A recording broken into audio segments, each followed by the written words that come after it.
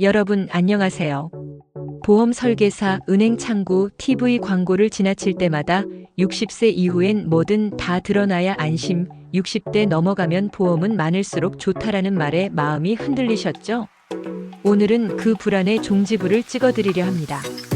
결론부터 말씀드리면 예산이 한정돼 있다면 60세 이후에 꼭 챙겨야 할 민간보험은 노후 실손 의료보험 단 하나면 충분합니다.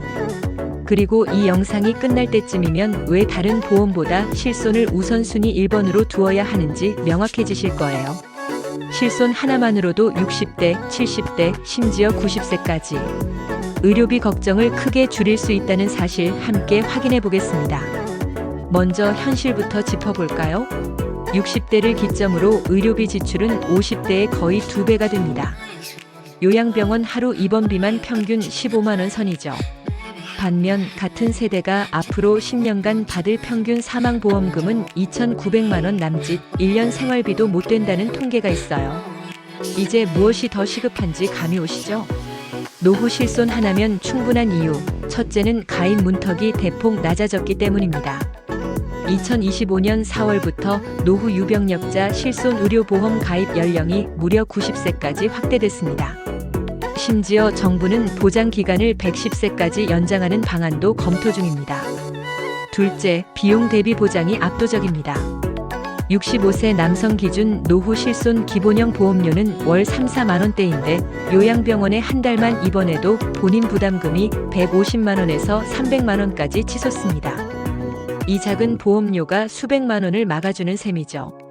셋째, 만성 질환자도 가입할 수 있습니다. 고혈압 당뇨가 있어도 최근 3개월 입원 수술 무, 3년 중대한 질병 무, 5년 암무, 이른바 335 룰만 통과하면 유병력자 실손으로 들어갈 수 있고 보험료는 일반형의 125% 정도입니다. 넷째, 요양병원 특약이 강력해졌습니다. 하루 10만 원, 연 365일 한도로 병실료를 돌려주니 장기 입원 리스크를 거의 제거합니다. 그럼 다른 보험은 정말 필요 없나요? 하고 물으시겠죠. 먼저 종신보험을 보겠습니다. 은퇴 후 생활비 때문에 60대 종신보험 해지, 중도 인출이 급증했다는 보도가 나왔습니다. 월 30만 원씩 10년 납입하면 3,600만 원인데 실제 사망 시 지급액은 평균 2,900만 원대입니다. 차라리 그 돈으로 국채 ETF에 넣어 연 4%만 받아도 매년 144만 원 실손 3년치 보험료가 나옵니다. 치매보험은 어떨까요? 보험사들이 경증까지 보장한다고 광고하지만 보험료가 비쌉니다. 게다가 장기요양 등급을 받으면 공적 장기요양보험이 이미 시설비의 80% 정도를 지원합니다. 치매 진단 후 치료, 돌봄 비용 대부분은 장기요양보험 실손이면 커버 가능하니 굳이 민간 치매보험까지 추가할 이유는 크지 않죠. 그렇다면 가입 요령도 알아야겠죠. 첫째, 갱신 주기를 확인하세요. 1년 갱신형이 기본이지만 인상률이 15%를 넘길 때는 3년 갱신형도 비교해보세요. 둘째, 통원 공제액. 병원을 자주 가면 1만 원 공제형, 평소 건강하면 2만 원 공제로 보험료를 20% 이상 절약할 수 있습니다. 셋째, 요양병원 특약 필수. 이거 빠지면 실손 보장이 반토막 납니다. 넷째, 가입은 간편화됐습니다.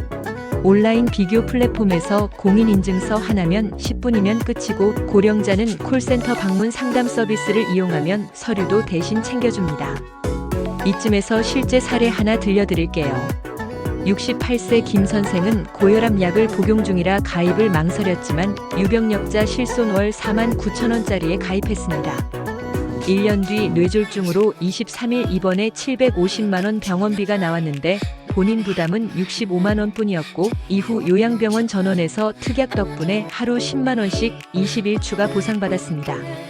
한 달 약값보다 싼 보험료가 1,000만 원을 지켜줬다는 게 김 선생의 후기입니다. 그럼 실손만으로도 빈틈은 없나? 하는 걱정이 남겠죠. 치과 치료비 같은 비급여 항목이 대표적입니다. 그런데 65세 이상 임플란트, 틀리는 건강보험이 이미 50% 이상 지원하고 일부 지자체는 추가 보조를 합니다. 즉, 공적 제도를 최대한 활용하고 실손으로 구멍을 메우면 얼추 그림이 완성됩니다. 마지막으로 보험 이외에 꼭 챙겨야 할 두 가지를 짚고 마칩니다. 첫째, 현금 비상금. 실손이 있어도 자기 부담금은 매번 내야 하니까 3에서 6개월 생활비를 CMA나 MMF로 현금화해 두세요. 둘째, 건강 투자. 걷기 근력 운동은 보험료가 전혀 들지 않는 최고의 보험입니다. 만성질환만 줄여도 통원 공제액 내에서 끝나는 날이 훨씬 많아지니까요. 정리하면 60세 이후 보험의 1순위는 의료비 방패인 노후 실손입니다.